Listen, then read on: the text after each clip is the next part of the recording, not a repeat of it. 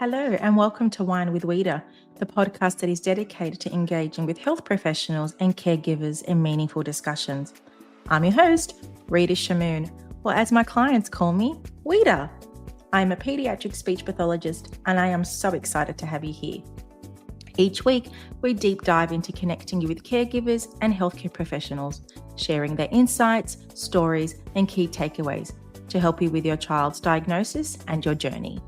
Whether you are a parent, healthcare professional, a lifetime learner, or simply a wine enthusiast, you're in the right place.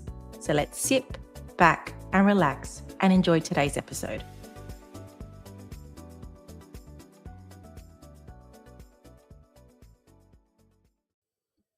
Hello, everyone, and welcome to Wine with Wita. Today, I have taken a different turn.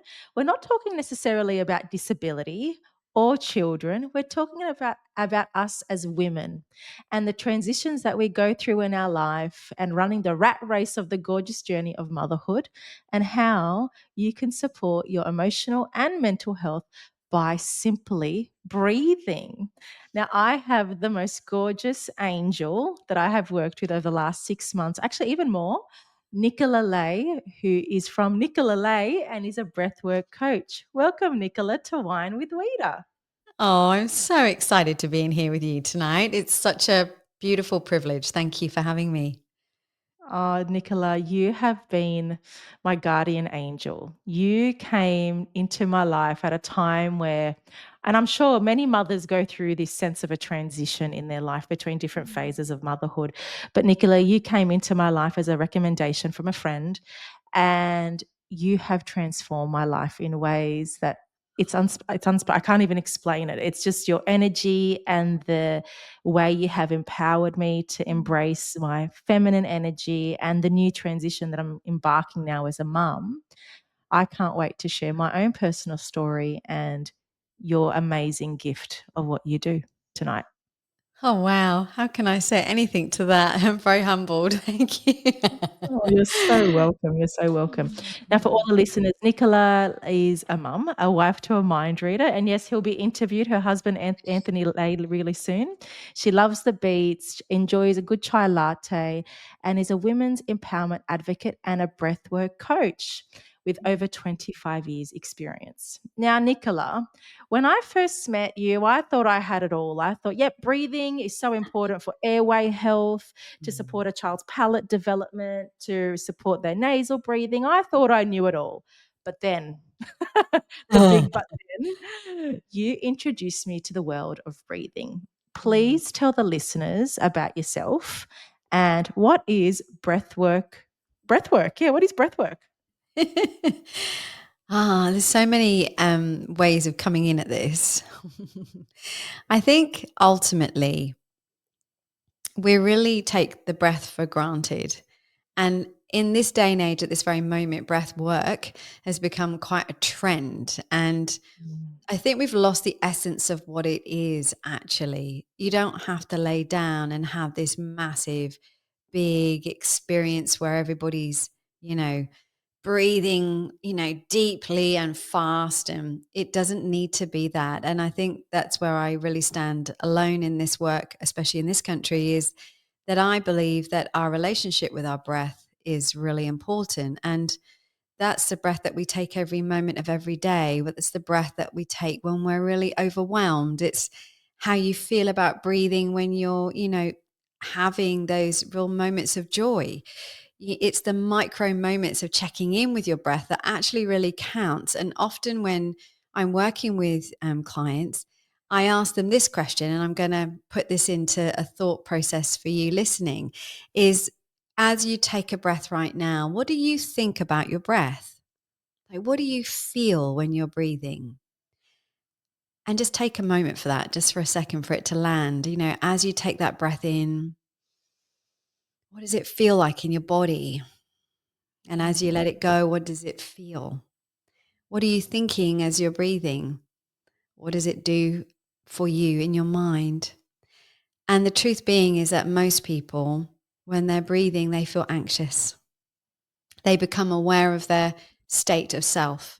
And I find it fascinating because as a child, I remember feeling breathless, wanting to open a window, get some air, and it was really what it was that I was overwhelmed many times as a child and as a teenager. And I didn't know that it was my breathing that was affecting all of that as well. It was a signal to my body that I'm not okay. And what I love about the work that I do is I help people transform their everyday breath. And then I also take them through journeys with experiencing how to change their state, change the way that they feel and think about their life by changing how they breathe. And Mm. it just feels like such a gift that we all have inside of us, but we've lost the understanding of ourselves. And when we arrive in the world, we take our first breath and everyone's waiting, with that, gosh, the first breath. And, we've forgotten that, really essentially our breath is linked to being alive. And Mm. that's why it feels so much, because what you think about your breath is actually what you think about your feelings. So when we pause and we slow down, if you're doing meditations, often you'll feel anxious and you're like, oh, I don't Mm. like meditating because I actually get to feel how my life isn't the way I want it to be, or I'm feeling so much, or I feel really emotional when I breathe with purpose. So I just avoid that. And actually, what Mm. it is, you're avoiding feeling something. So I really just want to bring the normality to that conversation, because I often think that, people are having a different thought process about what breath work is at the moment. And actually, if you slow yourself down and you just connect to the simple parts of breathing, that is Mm. breath work. It doesn't need to Yeah. be a big journey to get to finding yourself in the moment. Yeah. I really appreciate how you use that activity there because when I first started my journey with you, I wasn't necessarily so in tune with my per se feelings, but it wasn't until I actually would stop, actually analyze or assess myself or that moment in the breath. I was like, oh shit, Rita, you're feeling really heavy. Yeah, Mm. the weight of your breath feels quite intense. And then when I would exhale, it's like, but my shoulders still hurt. Like, and then I had to Yeah. actually start to think, what am I feeling? And it made me reflect, I just don't stop. I am Yes. constantly on the go, and my body is on this high adrenaline rat race every single day. And Mm. it explains no wonder why I'm so short tempered, or and no wonder why my fuse is so short, and no wonder why I'm utterly exhausted, and I find sleeping so hard. But it wasn't until you raised that awareness that I actually started to give myself grace, forgive Mm. myself, but Yes. also recognize the beauty of just slowing down and giving your body the gift of breathing and pausing. Mm. And it can feel really intimidating to slow down. Yeah. And like as a Mm. mom myself, I don't have it all together here. Like I don't have all my shit together doing like, Zen and sitting here in breath meditation for hours. I'm a mom, I'm a real person. And sometimes when women say, I just don't have time, I bet you don't understand Mm. that. And I'm like, I fully get that. And that's Mm. why I've implemented different methods to help women and men to just have micro moments of just touching base with themselves and, Yeah. being the best parent to themselves. We're often parenting our children, trying to, not create repeat patterns of the way we were parented, but actually we're still parenting ourselves like our parents parented us. So we're Yeah. always in that heart, being hard to ourselves, being a taskmaster. And there's a lot of overwhelm when you're parenting, and a lot of guilt, and a lot of, especially women, we carry this huge mother's guilt often. And, when you just stop and you pause for a moment and you just, just go, I'm actually okay. I'm doing all right. Mm. And taking that breath, it can actually be really healing. And then you build from there, And I meet people that don't ever meditate, and they don't want to because it's scary for them. And I get that. Mm. Yeah, I guess the idea of meditation, it doesn't attract me. And so that's why I loved working with you because firstly, you're realistic. Mhm. You apply gorgeous strategies that I can not only implement with myself, but with my daughters. So I think we call it the stops. And Yes. so when I implement the stop strategy with myself and even some tapping, My daughter's Yeah. like, "Oh, okay, mummy needs time out. Let's just join her." And it's such a beautiful way to regulate, but also to teach them, because I never had that model growing up as well. Yeah. And I guess also with social media, we're constantly bombarded with how people meditate, how people self-love and la la la la la la. But let's Yeah. be real, that's utter bullshit. Like that's just not Mm. appropriate. And having your strategies implemented on a daily basis will help so many mothers out there and women. Yeah, I mean, you know, I implemented it for myself Mm, 13 years ago when my first daughter was born.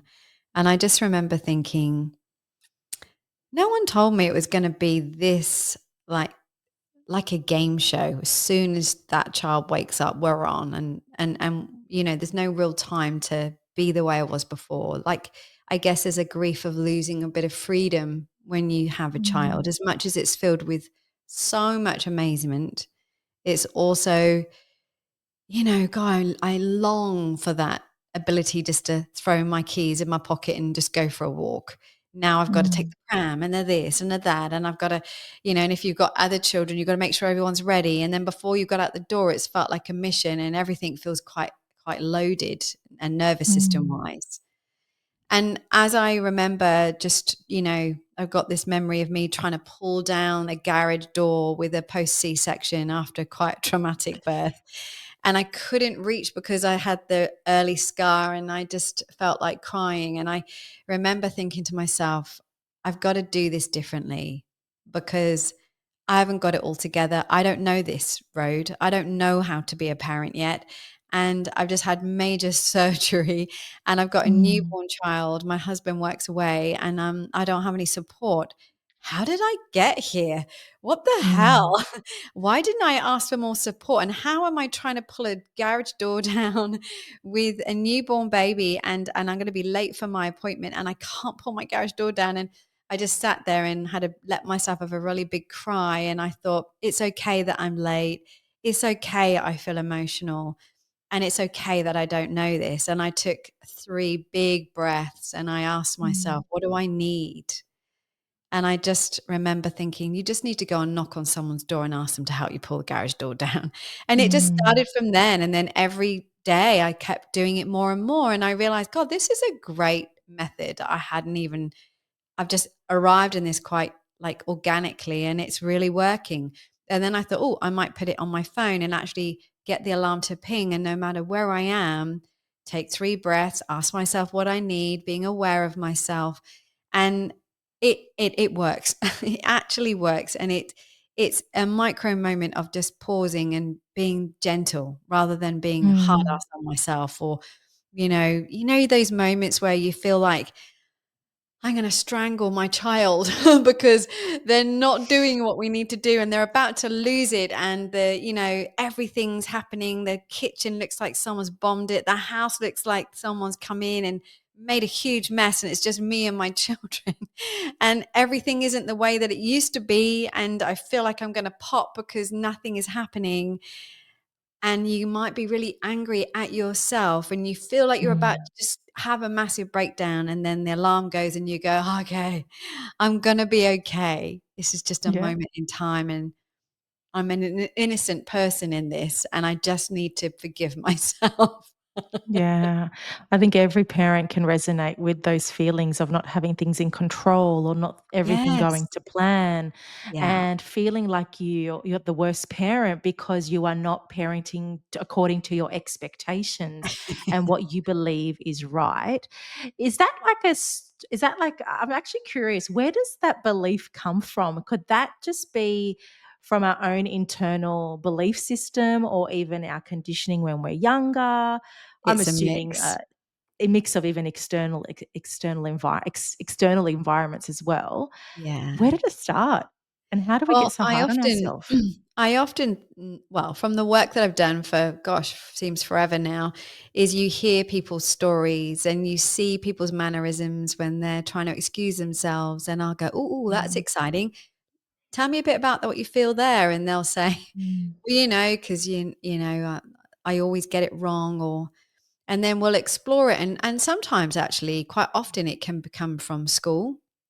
When we're Mm, at school, feeling not smart enough, not feeling enough, or that sense of needing reassurance, approval. There's such a belief system that we carry, and I'm sure everybody's, is slightly aware of themselves now because it is a bit more out there. Most people are understanding about those belief systems, but often it's coming from our own parents and the way that they've mm, parented us and their own lack of their own self-worth and their own inability to feel love themselves. That then that, I call it a red thread. It's a generational pattern that keeps repeating until someone says, hang on a minute, that's not actually true. But we're not often consciously aware of it. So, for me, for example, mine is, I'm disappointed and I disappoint. And that's come from me as a small child.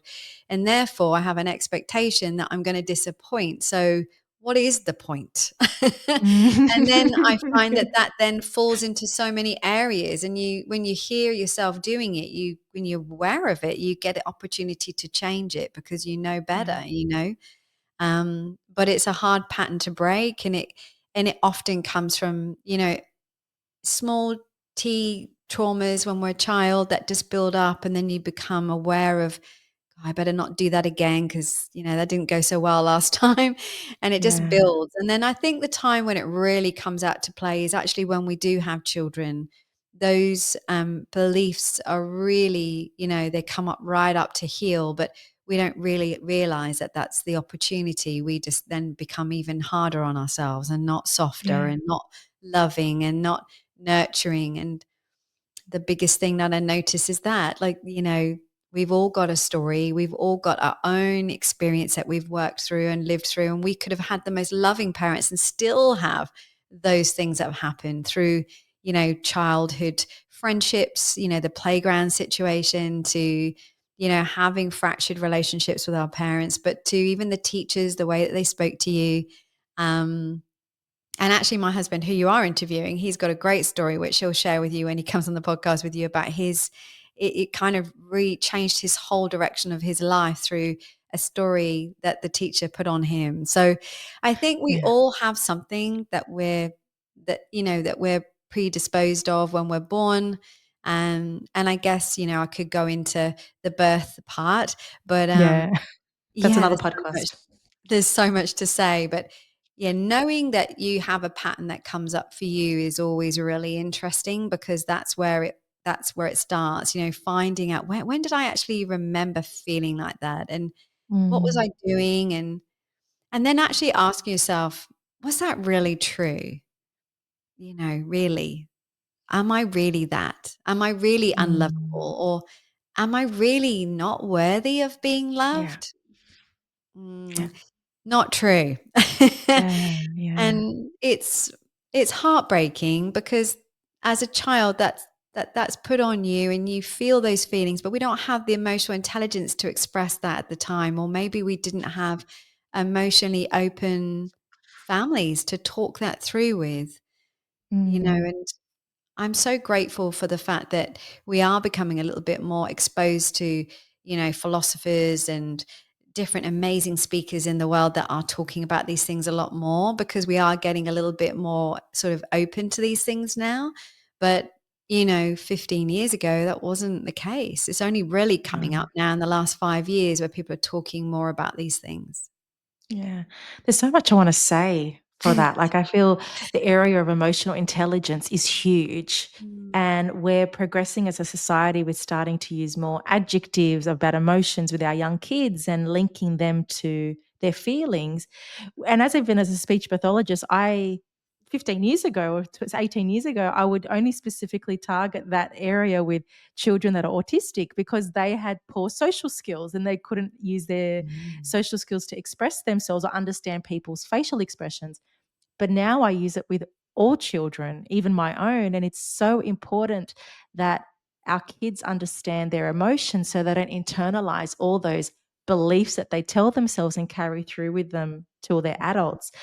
And it's really sad as well because many people just carry on till they're much older and not Yeah. even recognize it, and sometimes even pass without with the belief that they're not even worthy. And it's so Mm. heartbreaking that as a society, people are living like that, and that just makes Yeah. me really sad to say. It's really heartbreaking. Hey. Yeah. And I guess I'm really fortunate that I have been graced with Mm. yourself and other people that have that awareness that has made me stop and think, okay, as a business owner, Rita, I want to be better. I want to be a better wife. I want to be a better mother. How can I be better within myself so I can be better to my world? And Mm. that's where I had to reflect on what my triggers are, where my belief system stood, and how can I make myself better, and actually recognizing, well, Rita, you are loved. You Mm. are worthy. You do feel welcomed. And all those behaviors, such as people pleasing tendencies, breaking down the boundaries, or now I'm actually more aware of that. And boundaries are up because I no longer deserve to feel that way that I felt as a child or even as an adolescent. Or I no longer welcome that negative energy Mm. because I deserve better. And that was, I feel, a massive transformational period for me over the last 12 months, I would say. Amazing. Yeah. Yeah. I've really seen Do that in you. Mhm. Yeah. Can we talk about the kind of clients that you see and the difficulties that they come to you with, and how you support them along their journey in motherhood? I guess I've evolved with my work too, as you have with Mm, yours, and I think as we get older, we evolve even more into sort of recognizing that as you're going and shifting and changing, you kind of attract the client that you're learning from as well at the same mm, time about yourself. Um, I always worked at the beginning of my career. I always worked with cancer patients, palliative care, oncology, and I also used to work with pain in a pain clinic, and I work with people coming with pain, and it's getting a little bit more out there now, but I linked most people with pain, ongoing chronic pain, with no real understanding of where it's coming from. I linked that to emotional holding. And I could mm, tell from just sitting with them that there was a lot of emotion that had been stored away and not welcomed to be expressed or spoken about in any sense. And therefore, it just sat in the body. And so that's still something that I really am passionate about, is working with people to help them to release the pain in their body. And that's in various ways. And I think, to be honest with you, most humans are really excellent at storing emotional pain. And it's unfortunate, but we don't realize what that is. And it's, many there's many scenarios with that. And that's an ongoing person that would come to me saying, look, I've seen this doctor, I've been push pulled, I've had frozen shoulder operations, I've, lost my voice, and, I still can't get my voice fully back, or I've got this, cancer that I know is going to come back, and I've got this pain in my leg, or, there's so many people that are out there with these really chronic health pain issues, and they're just left on the shelf because no one knows what to do with them. So I mm, love that's a client that is really exciting for me, because you can make such a big difference working with them, and amazing with the breathing, because the breathing changes so much with that type of a client. Um, and then the other part of my life, which came after palliative care, because I stayed in that for a while and then moved into birth, because my beautiful best friend birthed the baby, and I just went round to see her to do some reflexology. And next thing you know, we're in the middle of the delivery suite. And I got so intrigued by being in that delivery room, having been, that day with someone who is sadly passing away. And then next thing you know, I'm sitting with my best friend and she's having a baby. And in that moment, there was something that fired up for me, was, oh my goodness, this is so incredible. And she's not breathing very well. I don't even know how she's going to birth this baby. There's something here. And so there was a real link for me. And it sounds really, really odd thing to say, but in the energy of someone passing and the energy of someone arriving, it felt really similar. There was a real essence to it that was like, wow, this is incredible. What a mm, privilege to be in both parts. And then drew me into working with birth and pregnancy. And I still do that to this very day. I've supported thousands of women in the preparation of understanding their fear. So it's not just the breath, Mm. it's understanding their fear and how it gets trapped in the body. And then when we feel fear, we feel more pain. So it's all, once you start using the breath, you've also got to understand the process that someone's on with their mind, because you can breathe with someone, but if you don't know why you're there, we can't change very much. So it's been a real unraveling, and that's been now a full solid 20 years of working with women in pregnancy and birth. So I love that and still do that to this day. And then, what I love is working with women now, helping them to get ready to prepare for being a parent Mm. so that they do the work and they feel free in themselves before they birth a baby. Because Yeah. we don't know until we know, and it's really hard to tell a woman, help yourself, Yeah. do the hard yards, let yourself understand who you truly are before trying to work it out with dirty nappies and sink full of dishes and feeling completely overwhelmed and blaming yourself for everything when you could have done it before. But we Yeah. have this Cinderella rose tinted idea of parenting. And then when we get there, we're like, someone sold me a lie. Yeah. Someone sold me something that wasn't what I thought it was going to be.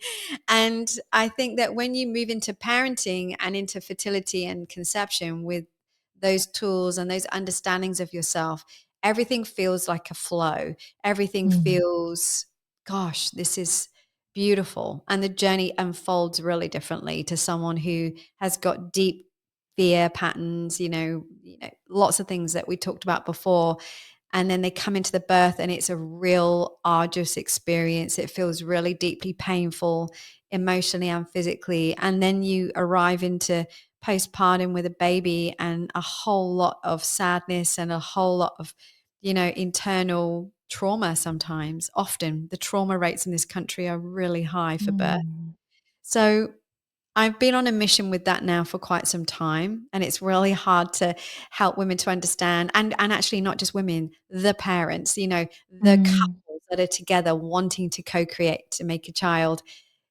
This is the time to do the work, not afterwards. And actually, what I'm realizing now is I collect, a lot of people come and follow me after they've had their first baby, knowing that there's something that's got to change, and they'll come Yeah. back for when they come for their second baby, and that's beautiful because then Mm. we can heal what's happened before and get them prepared for what's coming. So Yeah. I get so excited about that transition because ultimately I'm here for the babies that are arriving so that their mom and dad are, or their parents are really emotionally available Yeah. and Yeah. really enjoying being parents and not frightened. Does Yeah. that make I sense? can Yeah, of course, and I can just say how much you light up just talking about it, and it's actually quite beautiful because it shows the unspoken importance of about a mother's emotional well-being. Mm. And I feel I've birthed 3 children, and after my first, sorry, I was in so much fear because of the trauma of my first that I had to do something when my third child came, and Mm. I met the most beautiful midwife, and I'll never forget her name. She Oh, held my hand throughout the whole pregnancy experience, and the birth was the most gorgeous moment for me. And I mm. actually embraced it, and I fell in love with the mother that I became in that moment because I felt heard, I felt welcomed, and I felt like my feelings were validated. And I'll never forget the way that midwife helped me because the birth process was just amazing. I was discharged after 3 hours at the hospital. Like, it was Wow. remarkable. And I cannot stress the importance of a woman's emotional well-being because it will just carry through your pregnancy, your birth, and also that initial attachment phase that a child needs after birth, Yes. which is not Yes. spoken enough. And working Mhm. with so many kids myself, Nicola, that have developmental delays and communication delays, I say this every day: connection creates communication. You need to Mm. be connected with yourself in order to create that gorgeous connection with your child. And that Although it sounds so simple on paper, it is the most hardest thing to embrace and learn to love. 100%. And Mm, the truth of birth is that a baby is born into love or into fear. And yeah, that's as simple as it gets. And if you try and complicate that, you've missed the point. A yeah. baby born into the arms of parents that love them feels so safe, and their nervous system is safe, and they feel welcomed into the world. And a child that's born into fear needs a lot more love and a lot more attention and real presence. And for those Mm, that are listening that have had a traumatic birth, I want you to know that you can heal that, and you can mm, heal your child by moving into the work, being emotionally available, but also working on yourself. It's really important, because a child that's separated at birth, that's the hardest thing to experience as a parent. And we sometimes that just happens, and that's just the way that's unfolded. That's their journey.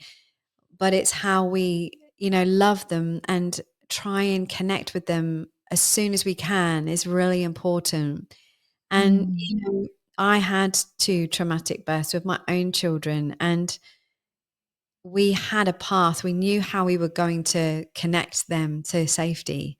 And on paper, my first baby looked like it was deemed the most traumatic. And actually, she is born in agency. She knows herself. She's solid as a rock, fearless. And when my second child, there's a real difference, because she didn't cope with the cesarean birth at all, and her airways and everything weren't great. So you can tell that we've needed to be much more emotionally available for her and giving her a lot of safety. And I'm doing lots of work on healing how she feels about the world around her, because she was much more sensitive as a child, as a human. That's her own mm, unique identity. And we're all unique beings. When a baby is born into the room, they're the most conscious beings in that mm, room. They don't have the mm. ego. They don't have anything other than themselves. And we just really forget that when we're birthing. Yeah, These yeah, beautiful children, they've gone on their own journey to get there, and we need to embrace them. yeah, yeah. It's so as you're saying, I'm just nodding and I'm thinking, yep, and I'm reflecting back on my own time. And it's that sense of we don't give ourselves the permission to understand our feelings, to then know that by understanding our feelings, we are also supporting our children. As you were talking, Nicola, all I could think of is the listeners without a doubt would say, okay, I understand, I agree, but how, Nicola? How do I do this? I'm so time poor. I work, I'm busy Yeah. with my family. I want to work on myself. Tell me how. I'm Mhm. asking you now, Nicola, how can parents do this? And can I just say, for someone who's been on this journey, it is not like those marketed 6-week programs that you can go to No. South Brazil or something to do, and you'll be transformed immediately. That's just all rubbish. The work is a constant battle. That every time you sense a trigger, it's you'll reflect. And we spoke about this last night. Actually, you said the Mhm. universe will always slam this in your face, and it is that moment where you have to recognize that and then embrace that moment. So please, Nicola, let's explain the how. All right. So I guess, you might be listening to this thinking, well, that's all fine. And I totally get that, because I, read the books and go, where's the strategy? Yeah. The theory Down is to the back amazing. page. Right. Where's the back page where it all has to work? The thing is, you're also a unique human with your own path. As we've just said, everyone has their own story. Everyone's got their own trauma. And if you have this feeling that just not coping, or life feels really hard for you, or you're making sure you're as fast as, so you don't get time to pause. I guess for you, got to think to yourself, well, what do I need for myself? First of all, like, why am I not able to slow down enough to catch myself? What do I need to do next? I really always recommend finding someone like me, not necessarily me, but finding someone to talk to. And look, psychologists are great in their own way, but they work differently to me. I'm not a psychologist Mm. and never deemed to be one, but I think somatic practices are amazing, where you find a lot of somatic therapy is about going off and finding and moving your body to be able to release some of this nervous system tension. And really often, what you've got to think about is, as you've got older, your nervous system's got used to protecting you. And then when Mm. these things come up for you, like, a child screaming in a supermarket, which was me, I think it was yesterday, I was like, oh my gosh, I've got to get out of here. I've got this Mm. remembering in my body of I need to go and get that child and hold them against my chest because the parent's just watching them. And I know Mm. that for me, that's a trigger. But whatever it is for you, just notice it, starting to take a note of, what is it comes up for me that makes me feel so irrational? And it could be that you've got a series of things that have stacked for you, like lots of things that have happened to you in your life. And maybe you're just on the edge. And I think for women, particularly, our hormones are really often play a really big part of this as well. And understanding your cycle, understanding where you're at, and, if you're feeling depressed or overwhelmed and anxious, reaching out and getting help. And I think that's the biggest thing that I notice, is that women do not like asking for help. If we could just change that one thing, we would all be 100% feeling better. But it's that Mm. initial little bite size of bravery, is saying to somebody, I actually don't feel okay, but I don't quite know what it is. And that's where you would come into seeing someone like myself, or a therapist that you feel really safe with. Even like finding someone like a massage therapist is sometimes really beautiful, because you're getting that lovely touch, Touch. which we really don't allow ourselves to have that. I hear so many women saying, I'm so tapped out. And I'm like, oh, you need to receive. So it's things Mm. like finding a place where you can find touch, you can find a conversation.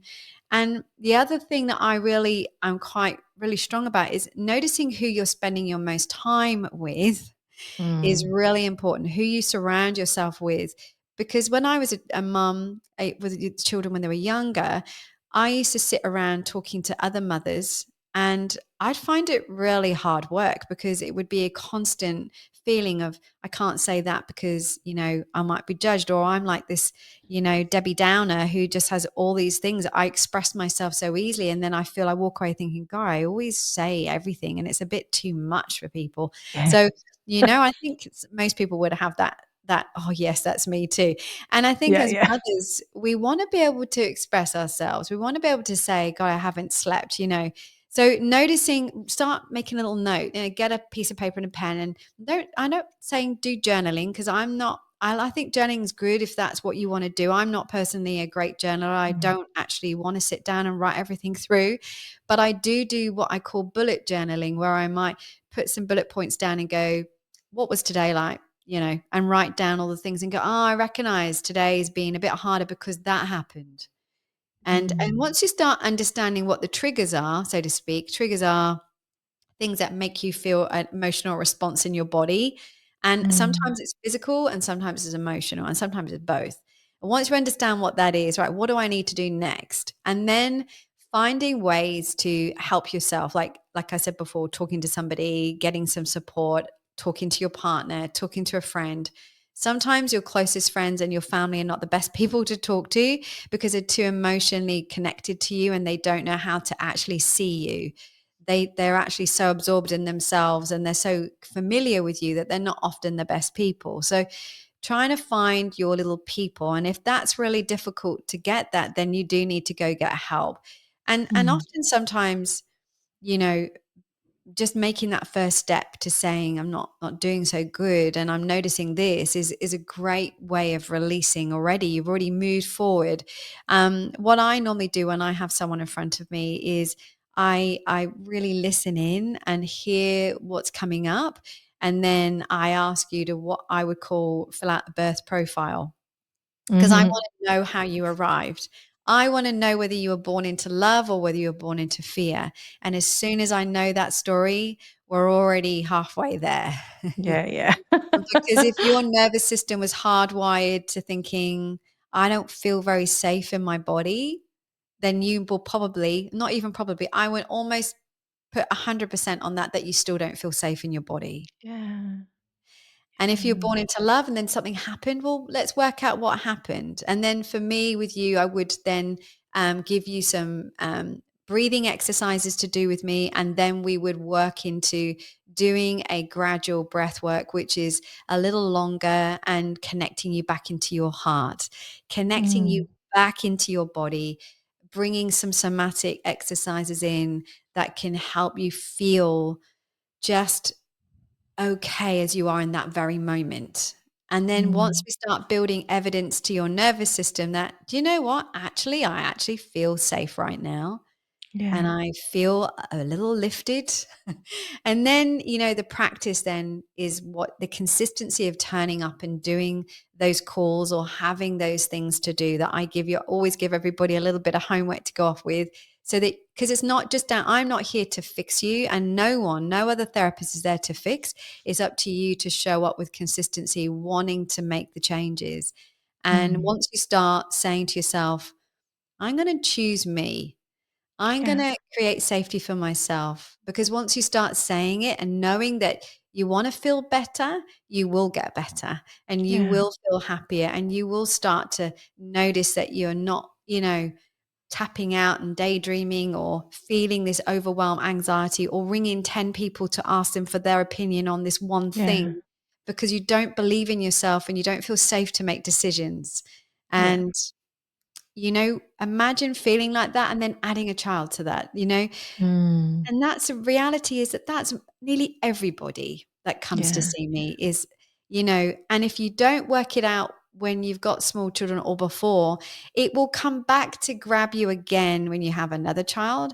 And it will come back even louder again until you learn the lesson. That's what we were just saying about the Yeah. universe keeps giving it to you until you decide to work on it. But the most Yeah. interesting part of life is where I'm in right now, where I'm at the end of my perimenopause, about to roll into menopause, and it's coming in loud again. And I do Yeah. so much work on myself, and I don't come from a perfect upbringing by any means. And Yeah. I'm glad I don't, because I have empathy and understanding, and I truly understand what it's like not to feel safe in your body.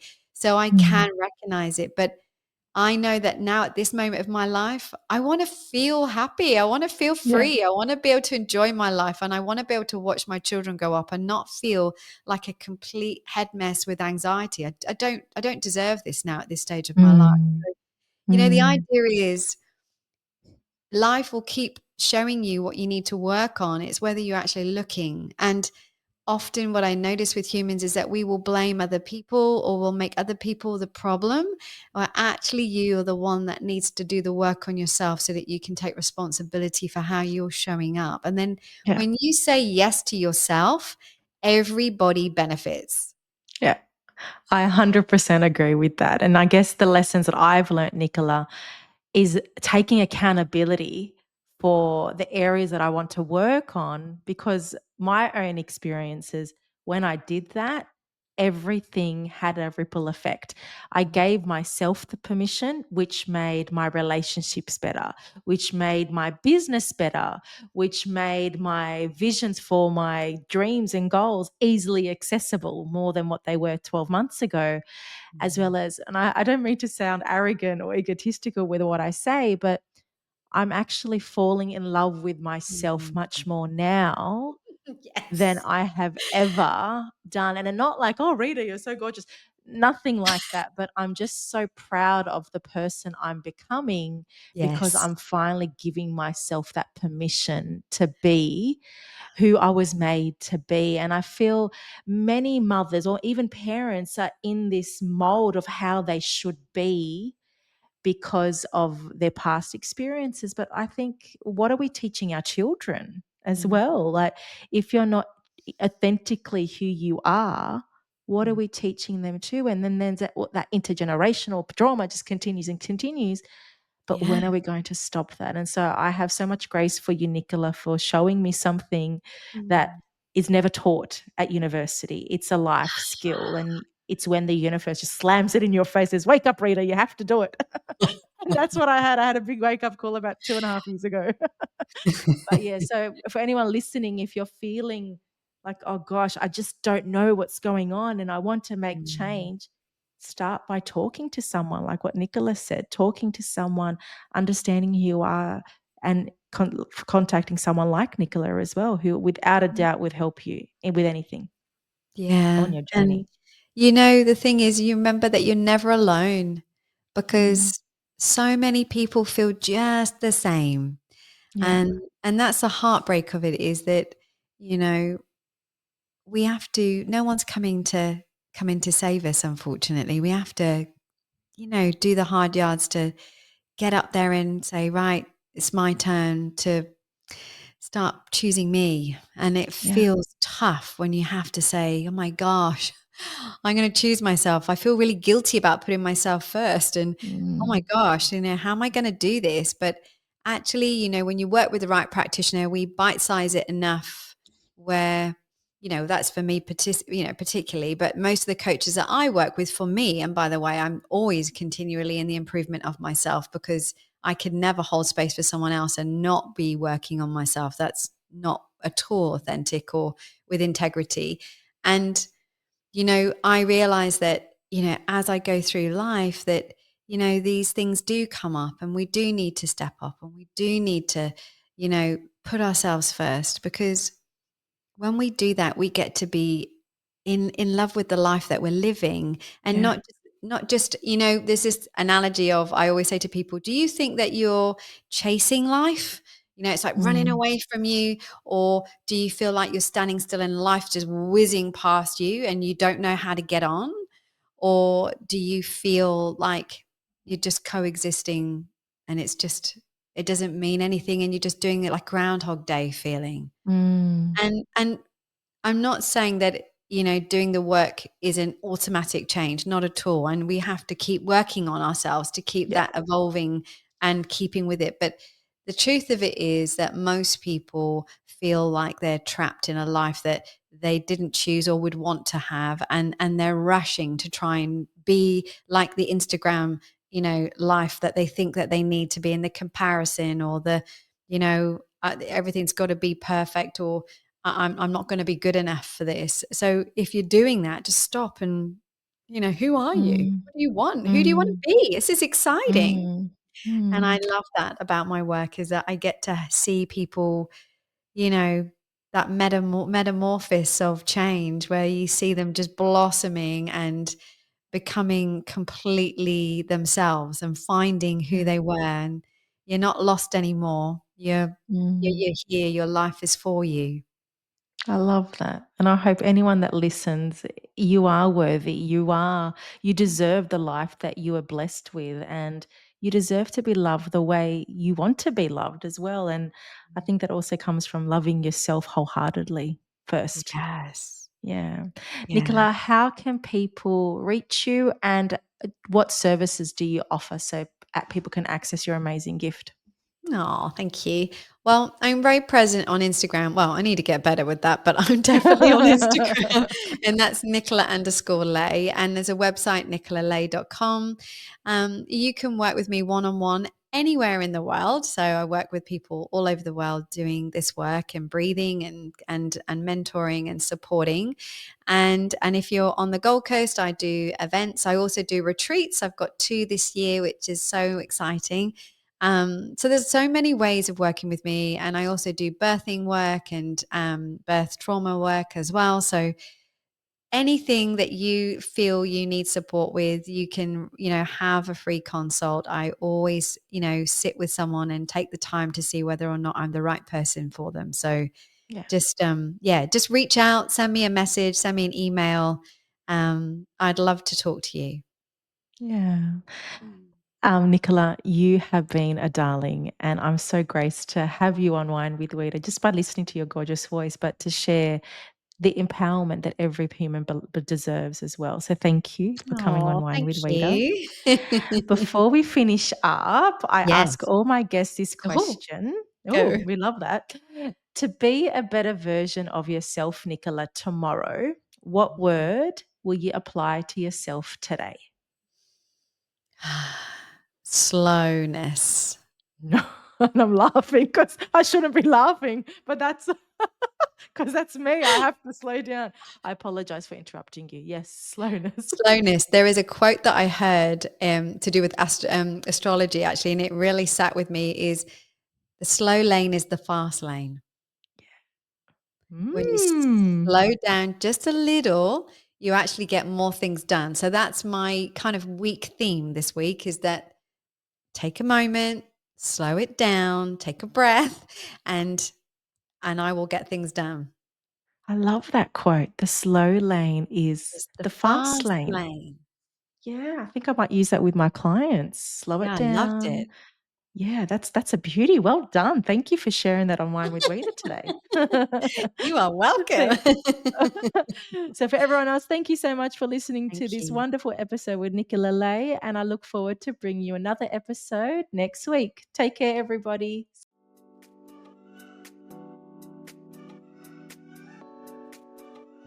Thank you for tuning into another episode of Wine with Wita. I hope you found some new inspiration, learnt something new, or gained a fresh perspective. If you enjoyed this episode, I'd be so grateful if you please leave a 5-star review, as it really helps the show get in the ears of new listeners, plus it takes 5 seconds. If you're keen for more strategies and insights, then head over to Instagram and follow RS Speech Pathology.